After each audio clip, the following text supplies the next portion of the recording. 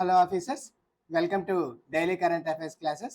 ఈరోజు మనం కరెంట్ అఫైర్స్లో భాగంగా national quantum mission, euthanasia, Pradhan Mantri Surya Ghar Muft Bijli Yojana, RRR champion, Parivesh 2.0 portal, exercise Kazind 2024 ఈ 6 టాపిక్ల గురించి కూడా మనం క్లియర్గా తెలుసుకుందాం.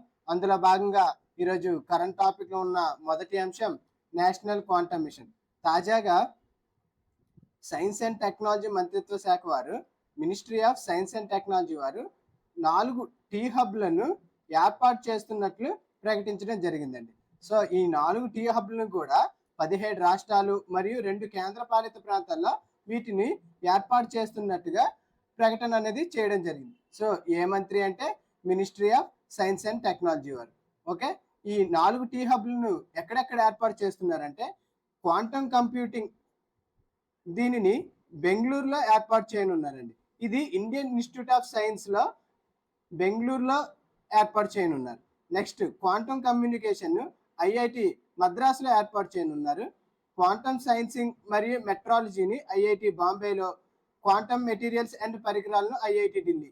సో ఈ 4 టీ హబ్లు కూడా ఏర్పాటు చేస్తున్నట్టు తాజాగా ప్రకటించడం జరిగింది. సో ఈ 4 టీ హబ్లు కూడా మనకి చాలా ఇంపార్టెంట్ అండి. ఏమిటి అంటే quantum computing, quantum communication, quantum science and metrology, quantum materials and పరికరాలు. ఈ 4 టీ హబ్లు కూడా ఈ నేషనల్ క్వాంటమ్ మిషన్లో కూడా చాలా ఇంపార్టెంట్ అండి. దీనికి రిలేటెడ్గా మనము నేషనల్ క్వాంటమ్ మిషన్ కూడా తెలుసుకుందాం.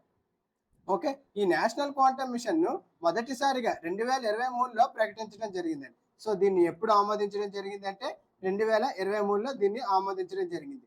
దీని యొక్క కాల పరిమితి 8 సంవత్సరాలండి. అంటే 2023 నుంచి 2031 వరకు ఈ మిషన్ను ఏర్పాటు చేయడానికి ఆమోదించడం జరిగింది. సో ఇది Pradhan Mantri science and technology innovation advisory council, PM STIAC, Pradhan Mantri science and technology innovation advisory council క్రింద ఉన్న 9 మిషన్లో ఇది ఒక పార్ట్ అండి. సో ఇది కూడా చాలా ఇంపార్టెంట్. ఈ క్వాంటమ్ మిషన్ అనేది ఏ మిషన్లో భాగం అంటే పిఎం స్టాక్ మిషన్లో ఇది భాగం అండి. దీన్ని ఎప్పుడు ఏర్పాటు చేయడం జరిగిందంటే 2018లో దీన్ని ఏర్పాటు చేయడం జరిగింది. సో దీనిలో భాగంగా ముఖ్యమైన మిషన్స్ ఏమిటి అంటే అందులో ఒకటి national quantum mission, next national one health mission, తర్వాత నేషనల్ బయోడైవర్సిటీ మిషన్ మరియు ఏఐ మిషన్స్. ఇవి చాలా ఇంపార్టెంట్ అండి. సో ఈ పిఎం స్టాక్ కింద మొత్తం 9 మిషన్స్లో ఈ ఏఐ మిషన్ కానీ, నేషనల్ క్వాంటమ్ మిషన్ కానీ, డీప్ ఓషన్ ఎక్స్ప్లోరేషన్ మిషన్ కానీ, మరియు వేస్ట్ టు వెల్త్ అనేది కూడా ఇది పిఎం స్టాక్లో భాగంగా అమలు చేస్తున్నారు. ఓకే, ఇప్పుడు నేషనల్ క్వాంటమ్ మిషన్ అనేది అబ్జర్వ్ చేస్తే దీన్ని ఎప్పుడు ప్రారంభించడం జరిగింది అంటే 2023. దీని యొక్క కాల పరిమితి 8 సంవత్సరాలు. ఈ 8 సంవత్సరాలకు గాను బడ్జెట్ కేటాయింపుల్లో 6,000 కోట్లను బడ్జెట్ గా కేటాయించడం జరిగింది అండి. దీన్ని అమలు చేస్తున్న ఏజెన్సీ వారు ministry of science and technology మరియు department of science and technology. So science and technology ministry కింద ఉన్న department of science and technology వారు దీన్ని అమలు చేస్తున్నారు. ఓకే, దీని యొక్క ముఖ్య ఉద్దేశం ఏమిటి అంటే 8 సంవత్సరాల్లో భారతదేశంలో క్వాంటమ్ కంప్యూటర్ తయారు చేయడం ఈ మిషన్ యొక్క ముఖ్య ఉద్దేశం. సో 8 సంవత్సరాల్లో భారతదేశంలో క్వాంటమ్ కంప్యూటర్స్ తయారు చేయడం ఈ మిషన్ యొక్క ముఖ్య ఉద్దేశం. దానిలో భాగంగా ఈ మిషన్ లో ఎన్ని కేటాయింపులు చేశారు అంటే 6,000 కోట్లను కేటాయింపు చేయడం జరిగింది. సో ప్రపంచం మొత్తం మీద కూడా క్వాంటమ్ మిషన్ కలిగిన దేశంగా భారతదేశం అనేది 6వ దేశంగా నిలవడం జరిగింది. అంటే ప్రపంచంలో ఇంతవరకు కేవలం 5 దేశాలు మాత్రమే ఉన్నాయి. భారతదేశం అనేది 6వ దేశంగా చేరడం జరిగింది. సో ఇందులో America, China, France, Austria, Finland ఈ 5 దేశాలు కూడా భారత్ కంటే ముందుగా ఈ నేషనల్ క్వాంటమ్ మిషన్ ను అమలు చేస్తున్నాయి. ఏ దేశాలు అంటే అమెరికా, చైనా, ఫ్రాన్స్, ఆస్ట్రియా మరియు ఫిన్లాండ్. ఈ 5 దేశాలు కూడా భారత్ కంటే ముందుగా ఈ క్వాంటమ్ మిషన్ అమలు చేస్తుంది. భారత ఎన్నో దేశం అంటే 6వ దేశం. ఓకే, దీనిలో భాగంగా ఈ నేషనల్ క్వాంటమ్ మిషన్ లో భాగంగా అణుగడియారాలు కూడా తయారు చేయడం ఈ మిషన్ యొక్క ముఖ్య ఉద్దేశం అండి. సో ఈ అణుగడియారాల ద్వారా ఖచ్చితమైన సమయాన్ని గుర్తించడానికి ఈ అణుగడియారాలను తయారు చేయడానికి ఈ నేషనల్ క్వాంటమ్ మిషన్ లో భాగంగా ఆమోదించడం జరిగింది. ఓకే, నెక్స్ట్ ఇందులో భాగంగా క్వాంటమ్ కీ పంపిణీ, క్వాంటమ్ కీ డిస్ట్రిబ్యూషన్ సాంకేతికత కూడా అమలు చేయడం జరిగింది. సో దీన్ని ఐడెక్స్, ఇన్నోవేషన్ ఫర్ డిఫెన్స్ ఎక్సలెన్స్ వారి చొరవతో ఈ క్వాంటమ్ కీ డిస్ట్రిబ్యూషన్ టెక్నాలజీపై ఒప్పందం చేయడం జరిగిందండి. సో ఈ ఐడెక్స్ చొరవతో ఈ క్వాంటమ్ కీ డిస్ట్రిబ్యూషన్ పై ఒక ఒప్పందం కూడా చేయడం జరిగింది. సో ఈ ఐడెక్స్ అనేది ఎంఎస్ఎంఈ, స్టార్టప్లు మరియు వ్యక్తిగత ఆవిష్కరణల కోసం నిమగ్నమైన ఒక డిఫెన్స్ మరియు ఏరోస్పేస్ సెక్టర్ లో ఇది ఒక ఆవిష్కరణను ప్రోత్సహించడం జరుగుతుందండి. ఓకే, ఈ ఐడెక్స్ అనేది ఎంఎస్ఎంఈలో మరియు స్టార్టప్ వ్యక్తిగత ఆవిష్కరణలను ప్రోత్సహించడం ఈ ఐడెక్స్ యొక్క ముఖ్య ఉద్దేశం. ఈ స్టార్టప్లు అనేవి కూడా ఎక్కువగా డిఫెన్స్ మరియు ఏరోస్పేస్ లో ప్రోత్సహించనున్నారండి. ఓకే, నెక్స్ట్ కరెంట్ టాపిక్ లో ఉన్న ఇంకొక ఇంపార్టెంట్ టాపిక్ యుతనేషియా. తాజాగా కేంద్ర ఆరోగ్య మంత్రి వారు యుతనేషియాపై ఒక ముసాయిదా మార్గదర్శకాలను విడుదల చేయడం జరిగింది. సో దానికి రిలేటెడ్ గా మనము ఈ యుతనేషియా గురించి, భారత్ లో ఎటువంటి యుతనేషియా ఉంది అని టోటల్ గా దీని గురించి తెలుసుకుందాం. సో యాక్చువల్ గా యుతనేషియా అనేది ఒక మెర్సీ కిల్లింగ్ లేదా అసిస్టెడ్ సూసైడ్ అండి. అంటే ఇది ఒక మెర్సీ కిల్లింగ్ లేదా అసిస్టెడ్ సూసైడ్. సో యుతనేషియా అనేది రోగి యొక్క బాధలను పరిమితం చేయడానికి, రోగి యొక్క జీవితాన్ని ముగించే ఒక పద్ధతి, అంటే రోగిని చంపే ఒక పద్ధతి అన్నమాట. దీన్నే కారుణ్య మరణం కూడా అంటారండి. ఈ యుతనేషియానే కారుణ్య మరణంగా కూడా పేర్కొంటారు. యుతనేషియా అనేది సాధారణంగా రెండు రకాలుగా డివైడ్ చేయడం జరిగింది. ఒకటి ప్యాసివ్ యుతనేషియా, ఇంకొకటి యాక్టివ్ యుతనేషియా. సో ఈ ప్యాసివ్ యుతనేషియా మరియు యాక్టివ్ యుతనేషియా గురించి తెలుసుకుందాం. అందులో భాగంగా యాక్టివ్ యుతనేషియా అనేది వైద్యులు, నిపుణులు లేదా మరొక వ్యక్తి ఉద్దేశపూర్వకంగా ప్రాణాంతకమైన ఇంజెక్షన్, అంటే ఎవరైనా డాక్టర్స్ కానీ లేదా ఇంకొక పర్సన్ కానీ ఒక సూసైడ్ ఇంజెక్షన్ ను ఒక రోగికి ఇస్తే దాన్ని యాక్టివ్ యుతనేషియాగా పేర్కొనడం జరిగింది. అంటే దీన్ని ఒక ఇంట్రెస్టెడ్ క్యాండిడేట్ ఆమోదించగానే ఒక ఇంజెక్షన్ ద్వారా చంపడాన్ని యాక్టివ్ యుతనేషియాగా పేర్కొనడం జరిగింది. సో ఇది భారతదేశంలో ఆమోదమా ఉంది అంటే ఇది భారతదేశంలో ఐపీసీ ప్రకారం చట్ట విరుద్ధంగా పరిగణించబడుతుందండి, మరియు దీన్ని హత్యతో భావించడం జరుగుతుంది. సో దీన్ని భారతదేశంలో ఆమోదించడం జరగలేదు. ఇప్పుడు ప్యాసివ్ యూథనేషియా చూస్తే ఈ ప్యాసివ్ యూథనేషియా అనేది ఒక వ్యక్తి చనిపోవడానికి అనుమతించే ఉద్దేశంతో వైద్య చికిత్సను నిలిపివేయడం లేదా ఉపసంహరించుకోవడం. అంటే ఇందులో ముఖ్యంగా ఏం జరుగుతుందంటే ఒక పేషెంట్ ఆమోదం ప్రకారం అతనుకు వైద్య చికిత్సను అందించకుండా చంపడాన్ని ఈ ప్యాసివ్ యూథనేషియాలో మనం అబ్జర్వ్ చేస్తాం. అంటే ఇందులో సహజంగా వెంటిలేటర్ పై కానీ ఫీడింగ్ ట్యూబుల ద్వారా రోగిని సజీవంగా ఉంచడానికి ట్రై చేస్తారు, కానీ ఈ సదుపాయాలను నిలిపివేయడం ద్వారా ఆ వ్యక్తి చనిపోవడం జరుగుతుంది. ఈ ప్రాసెస్ ని మనం సాధారణంగా ప్యాసివ్ యూథనేషియాలో అబ్జర్వ్ చేయడం జరుగుతుంది. సో ఈ ప్యాసివ్ యూథనేషియాలో ఈ నిర్ణయాల కోసం సాధారణంగా రోగి యొక్క కోరికలను ముందస్తుగా మనం తెలుసుకోవడం జరుగుతుంది. సో రోగి స్వయంగా నిర్ణయాలు తీసుకునేటప్పుడు కూడా ఈ ప్యాసివ్ యూథనేషియాను మనం అమలు చేయవచ్చు. ఓకే, సో దీనికి రిలేటెడ్ గా ఉన్న కొన్ని ఇంపార్టెంట్ కేసులు చూద్దాం. అందులో భాగంగా మొదటిది అరుణా షాన్బాగ్ కేసు, సెకండ్ది కామన్ కాజ్ కేసు. ఈ రెండు కేసుల్లో కూడా ఈ యుథనేషియా గురించి పేర్కొనడం జరిగింది. సో మొదటిగా ఈ అరుణా షాన్బాగ్ కేసు అనేది చాలా ఇంపార్టెంట్ అండి. ఇది 2011లో జరిగింది ఈ కేసు అనేది.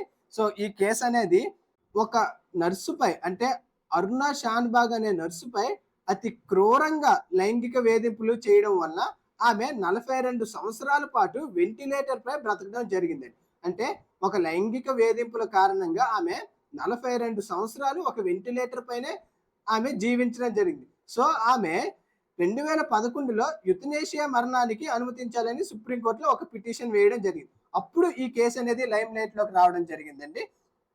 సో ఈ కేసులో సుప్రీంకోర్టు సంచలనమైన తీర్పును ప్రకటించిందండి. అందులో ఈ కఠినమైన షరతులతో ఈ ప్యాసివ్ యూథనేషియాను గుర్తించడం జరిగిందండి. ఓన్లీ కేవలం ఈ ప్యాసివ్ యూథనేషియాను మాత్రమే గుర్తించడం జరిగింది. సో ఇందులో భాగంగా ఓన్లీ పీవీఎస్ లో అనారోగ్యంతో బాధపడుతున్న వాళ్ళకి మాత్రమే ఈ ప్యాసివ్ యూథనేషియాను అనుమతించాలని సుప్రీంకోర్టు అనేది మెన్షన్ చేయడం జరిగిందండి. అంటే భారతదేశంలోనే మొదటిసారిగా ప్యాసివ్ యూథనేషియాను చట్ట పరిధిలోకి తీసుకొచ్చిన కేసు ఏమిటి అంటే షాన్బాగ్ కేసు అండి. అరుణ షాన్బాగ్ కేసు. ఎప్పుడు ఇది కేసు తీర్పులో వచ్చిందంటే 2011లో ఈ కేసును తీర్పు ఇవ్వడం జరిగింది. సో ఇందులో భాగంగా ఐపీసీలో 2 సెక్షన్లు గుర్తించడం జరిగింది. అది ఐపీసీ 302 సెక్షన్ ఒకటి, ఐపీసీ 304 సెక్షన్. ఈ రెండు కూడా యుతనేషియా గురించి మెన్షన్ చేయడం జరిగిందండి. నెక్స్ట్ ఇంకొక important case common cause versus union of Indian case 2018. ఈ కేసు కూడా యుతనేషియా గురించి మెన్షన్ చేసింది. ఈ 2018లో గౌరవప్రదంగా మరణించే హక్కును గుర్తించాలని ఈ కేసులో పేర్కొనడం జరిగింది. గౌరవప్రదంగా జీవించడమే కాకుండా గౌరవప్రదంగా మరణించడం కూడా ఒక హక్కేనని ఏ కేసులో పేర్కొనడం జరిగిందంటే common cause versus union of Indian కేసులో పేర్కొనడం జరిగింది. సో ఈ కేసులో లివింగ్ విల్ అనే భావన కూడా మొదటిసారిగా ప్రస్తావించడం జరిగింది. సో ఇందులో భాగంగా భారత రాజ్యాంగంలోని ఆర్టికల్ 21 ప్రకారం ప్రాథమిక హక్కుల్లో గౌరవంగా చనిపోయే హక్కు కూడా భాగమేనని ఈ కేసులో పేర్కొనడం జరిగింది. సో అందువల్ల ఈ కేసు అనేది చాలా ఇంపార్టెంట్ అండి. ఏ కేసు అంటే common cause versus union of Indian case. ఇందులో ప్రాథమిక హక్కుల్లో 21లో గౌరవంగా చనిపోయే హక్కు కూడా ఒక భాగమేనని కోర్టు పేర్కొనడం జరిగింది. సో ఈ ప్రపంచంలో ఈ యుతనేషియా గురించి ఎటువంటి చట్టబద్ధాలు ఉన్నాయో తెలుసుకుందాం. సో అనేక దేశాల్లో కూడా ఈ యుతనేషియా అనేది ఒక చట్టబద్ధమైనదిగా పేర్కొనడం జరిగింది. అందులో నెదర్లాండ్స్, బెల్జియం, లగ్జంబర్గ్ మరియు స్పెయిన్లో యుతనేషియా అనేది ఒక చట్టబద్ధమైనదండి. స్విట్జర్లాండ్లో ఈ అసిస్టెడ్ సూసైడ్ కూడా అనుమతించడం జరిగిందండి. స్విట్జర్లాండ్లో ఈ సహాయక ఆత్మహత్యను అనుమతించడం జరిగింది. సో తాజాగా కేంద్ర ప్రభుత్వం అనేది ఈ ప్యాసివ్ యుతనేషియాపై డ్రాఫ్ట్ మార్గదర్శకాలు కూడా రిలీజ్ చేయడం జరిగింది. సో అందులో భాగంగా టెర్మినల్ అనారోగ్యంపై నిర్వచించడం జరిగింది. టెర్మినల్ అనారోగ్యం డెఫినేషన్ కూడా ఈ డ్రాఫ్ట్ మార్గదర్శకాల్లో ఇవ్వడం జరిగిందండి. సో నెక్స్ట్ కరెంట్ అఫైర్స్ లో ఉన్న ఇంకొక ఇంపార్టెంట్ టాపిక్ ప్రధానమంత్రి సూర్యఘర్ ముఫ్త్ బిజిలీ యోజన. తాజాగా 1.28 కోట్లకు పైగా రిజిస్ట్రేషన్లు మరియు 14.8 లక్షల దరఖాస్తులు జరిగాయని కేంద్ర ప్రభుత్వం పేర్కొనడం జరిగిందండి. సో ఈ పిఎం సూర్యఘర్ ముఫ్త్ యోజన కింద ప్రజలు చాలా ఆసక్తి కనబరుస్తున్నారని పేర్కొనడం జరిగింది. సో దీన్ని ఎప్పుడు ప్రారంభించడం జరిగింది అంటే 2024 ఫిబ్రవరి 15న దీన్ని ప్రారంభించడం జరిగింది. ఇది గృహాలకు విద్యుత్ అందించడం ద్వారా భారతదేశాన్ని ఒక శక్తి ప్రకృతి దేశంగా మార్చే లక్ష్యంతో దీన్ని ప్రారంభించడం జరిగిందండి. సో దీని ద్వారా 40% సబ్సిడీతో టోటల్ ఖర్చులో 40% సబ్సిడీని ఈ పథకం ద్వారా కేంద్రం అనేది భరించడం జరుగుతుంది. దీని యొక్క ముఖ్య ఉద్దేశం ఏమిటి అంటే దేశవ్యాప్తంగా 1 కోటి కుటుంబాలకు ప్రయోజనం చేకూరేలా ఈ పథకాన్ని రూపొందించడం జరిగిందండి. ఎన్ని కుటుంబాలకు అంటే 1 కోటి కుటుంబాలకు.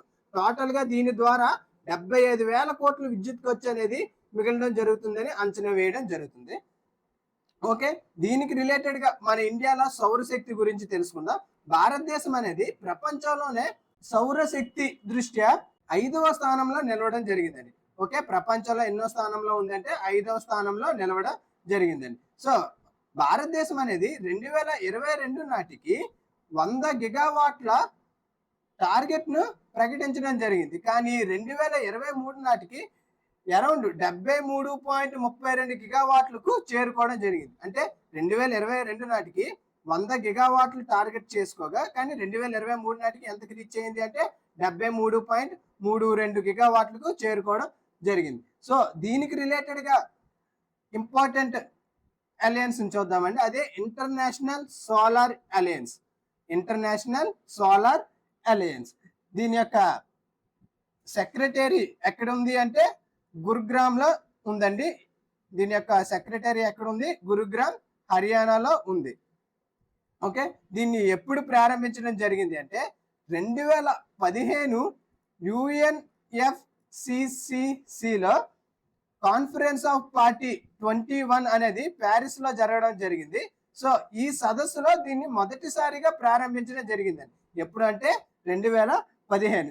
ఇందులో 121 దేశాలు పరస్పరంగా ఆమోదించుకోవడం జరిగింది. సో 2016 కాన్ఫరెన్స్ ఆఫ్ పార్టీ 22 మరకేష్ ఒప్పందంలో దీనిపై ఒక ఫ్రేమ్వర్క్ ను తీసుకురావడం జరిగిందండి. 2015లో అఫీషియల్ గా దీన్ని ప్రారంభించడం జరిగింది. ఓకే, మొదటిసారిగా దీన్ని ఎప్పుడు అమలు చేశారంటే 15. సో దీని యొక్క టార్గెట్స్ లో ముఖ్యమైన టార్గెట్స్ ఇప్పుడు చూద్దాం. సో 2030 నాటికి ఇది $1000 బిలియన్ సమీకరించాలని టార్గెట్ గా పెట్టుకోవడం జరిగింది. ఎన్ని బిలియన్ డాలర్లు? $1000 బిలియన్. నెక్స్ట్ 2030 నాటికి 1000 మిలియన్ మందికి శక్తిని అందుబాటులోకి తీసుకురావడం. 1000 మిలియన్ మందికి శక్తిని అందుబాటులోకి తీసుకురావడం దీని యొక్క అనదర్ టార్గెట్. నెక్స్ట్ 2030 నాటికి 1000 గిగావాట్లు 1000 గిగావాట్ల శక్తిని ఉత్పత్తి చేయాలని ఇందులో లక్ష్యంగా పెట్టుకున్నారండి. సో ఇది 1000 స్ట్రాటజీని ఫాలో అప్ చేస్తూ దీన్ని తీసుకురావడం జరిగిందండి. ఈ 1000 స్ట్రాటజీలో 2030 నాటికి $1000 బిలియన్ సమీకరించడం, 2030 నాటికి 1000 మిలియన్ మందికి ప్రజలకు శక్తిని అందుబాటులోకి తీసుకురావడం, 2030 నాటికి 1000 గిగావాట్ల శక్తిని ఉత్పత్తి చేయడం దీని యొక్క ముఖ్య ఉద్దేశం అండి. ఓకే అండి, ఇది మొత్తం దేని గురించి అంటే international solar alliance. Okay, next current topic లో ఉన్న ఇంకొక ముఖ్యమైన ఇష్యూ, తాజాగా ప్రధాని నరేంద్ర మోడీ గారు మన్ కీ బాత్ లో కేరళలో RRR ఛాంపియన్ ఇనిషియేటివ్ గా ప్రస్తావించడం జరిగిందండి. RRR ఛాంపియన్ ఇనిషియేటివ్ పై మోదీ గారు ప్రస్తావించడం జరిగిందండి. సో దానికి రిలేటెడ్ గా ఈ టాపిక్ అనేది వార్తల్లో నిలవడం జరిగింది. సో ఇందులో మోదీ గారు వేస్ట్ టు వెల్త్ మంత్రాన్ని ప్రస్తావించడం జరిగింది. సో ఇందులో భాగంగా రెడ్యూస్, రీయూజ్, రీసైకిల్ RRR మంత్రాన్ని ఇందులో మోదీ గారు ప్రస్తావించడం జరిగింది.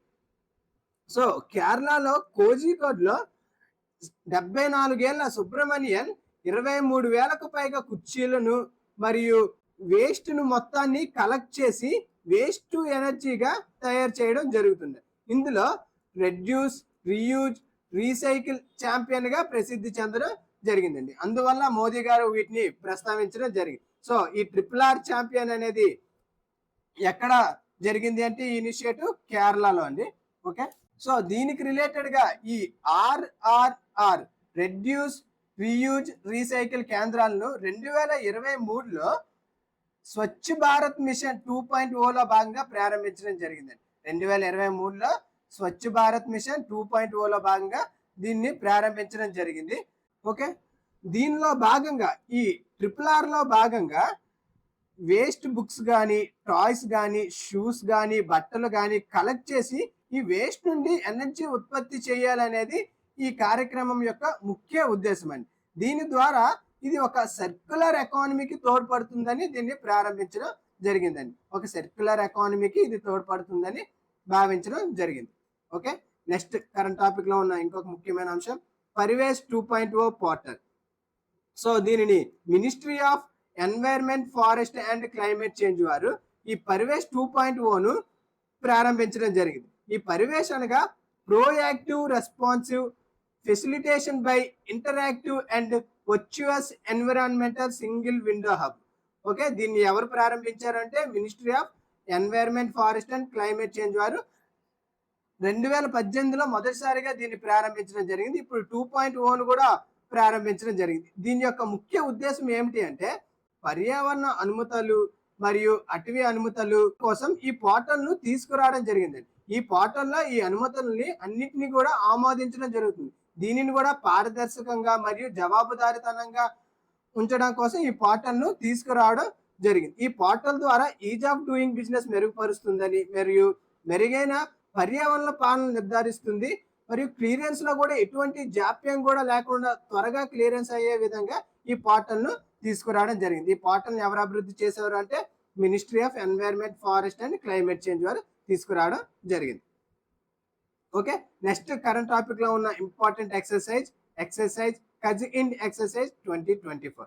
ఇది ఏ దేశాల మధ్య జరుగుతుందంటే ఇండియా మరియు కజకిస్తాన్ మధ్య జరుగుతుందండి. ఇది ఒక మిలిటరీ ఎక్సర్సైజ్. ఏ ఎక్సర్సైజ్ అంటే మిలిటరీ ఎక్సర్సైజ్. ఇది ఎన్నో ఎడిషన్ అంటే 8th ఎడిషన్. ఇది ఎక్కడ జరుగుతుంది అంటే ఔలి, ఉత్తరాఖండ్. అంటే ఇది ఇండియాలో ఈ ఎడిషన్ అనేది జరగడం జరుగుతుంది. సో ఈ కజకండ్ ఎక్సర్సైజ్ ఎవరెవరి మధ్యన అంటే ఇండియా మరియు కజకిస్తాన్ మధ్య. ఇది ఏ ఎక్సర్సైజ్ అంటే ఇది మిలిటరీ విన్యాసానికి సంబంధించింది. ఇది ఎన్నో ఎడిషన్ అంటే 8th ఎడిషన్. ఇది ఆతిథ్యం ఇస్తున్న దేశం ఏమిటి అంటే ఈ ఎడిషన్ కు ఇండియా అనేది ఆతిథ్యం ఇవ్వడం జరుగుతుంది. ఇది ఫ్రెండ్స్ ఈరోజు కరెంట్ అఫైర్స్ లో ఉన్న ఇంపార్టెంట్ టాపిక్స్. ఈ పీడిఎఫ్ని బోత్ ఇంగ్లీష్ అండ్ తెలుగులో కూడా వీడియో కింద ఉన్న డిస్క్రిప్షన్లో టెలిగ్రామ్ ఛానల్ మెన్షన్ చేయడం జరిగింది. ఆ టెలిగ్రామ్ ఛానల్లో ఈ పీడిఎఫ్ను అప్లోడ్ చేస్తున్నాం. Thank you for watching.